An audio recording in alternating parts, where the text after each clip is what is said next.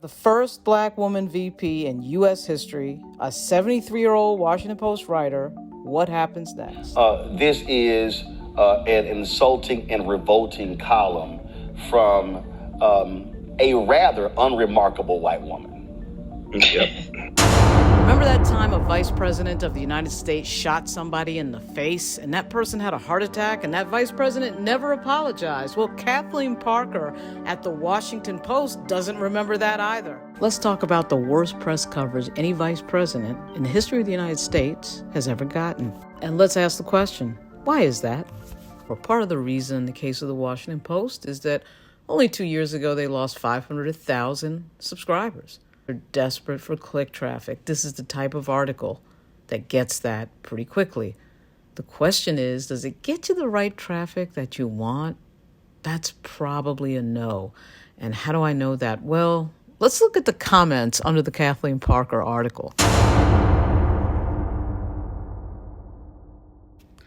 Imagine being so desperate for web traffic that you write something so outrageous, obviously crafted to get traffic, but everybody hates it. So basically what's going on here is a strategy of let's write something really controversial, let's get that traffic in, and then everyone hates it. The number one comment under the article on Vice President Harris is, "Retire, Miss Parker, do it for the humanity."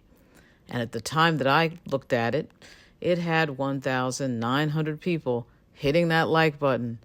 Out of 12,000 comments, I can guarantee you that will fly over 2,000 likes.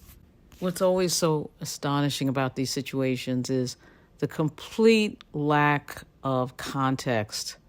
Right as this is happening in the background, a person that for some reason the media has now normalized is saying a load of very controversial things. Gee, who could I be talking about? Get elected, it's going to be a bloodbath, and it's going to be a bloodbath for the country. And people that were very fine people on both sides. Are you willing to contest and militia groups Proud Boys, stand back and stand by. Please. And so with that context, the Washington Post opinion page is focused on Vice President Harris.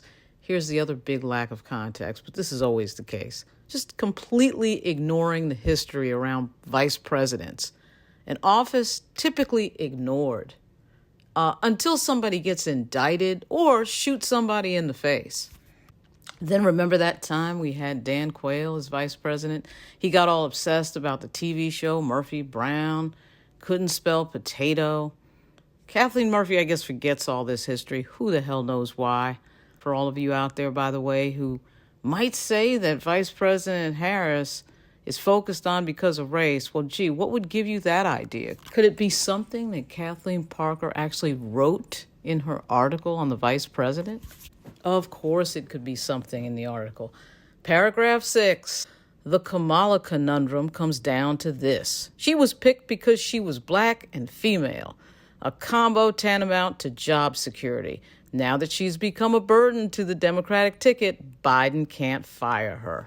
So I guess the mystery of trying to figure out whether or not Kathleen Parker wrote this in part because of race, that mystery is ended. That's over. By the way, speaking of race, the article now has a correction at the top related to race. Apparently, Miss Parker, who, by the way, is old enough to remember when no black people were on the Supreme Court or serving as vice president. There's a correction at the top of the article now related to race and Associate Justice Ketanji Brown Jackson. You had Nikki Haley running around saying we should have chills up our spine. Right.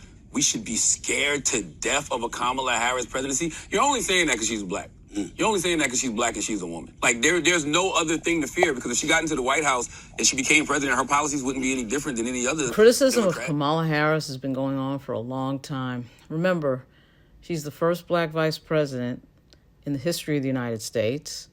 She's the first woman vice president in the history of the United States. And it's hard to believe that the criticism does not coincide with those facts, particularly when you saw vice presidents like Mike Pence, Dick Cheney, Dan Quayle, get none of this type of analysis, none of it, not even close.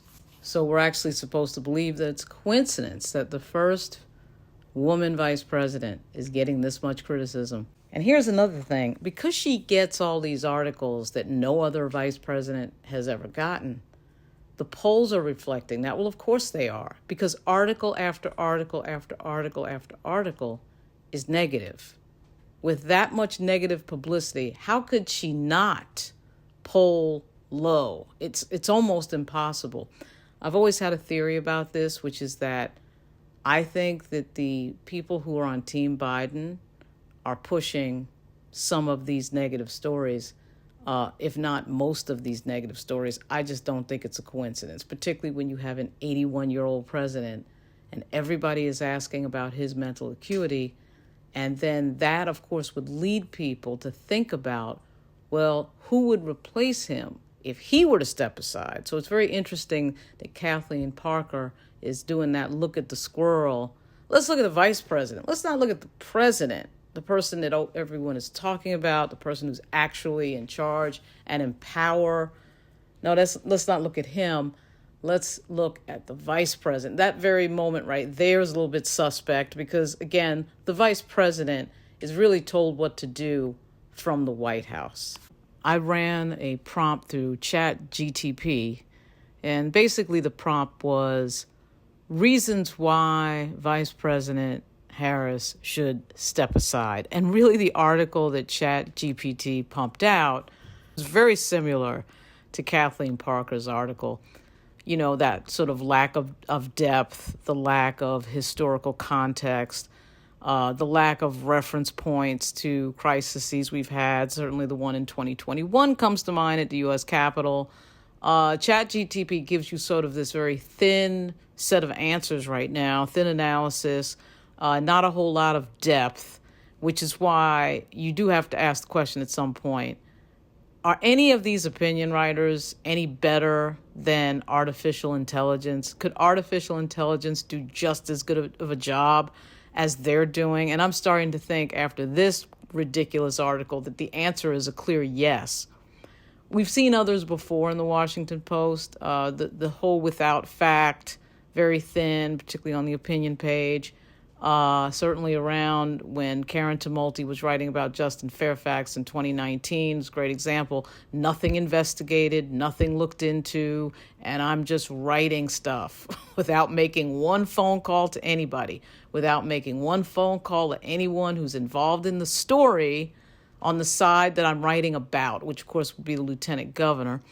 At any rate, the Post seems to have, I think, this sort of strategy of we got to get something published immediately to get that click traffic. No matter how ridiculous it may look later, we'll win up front on the traffic, and we'll just shrug our shoulders when the readers go AWOL, which, by the way, is what they did also with the Karen Tumulty article. But on this one, the Kathleen Parker piece, I mean, they're really going AWOL on this because it's just so easy to. It is a ridiculous piece of, in fact, quotes, journalism.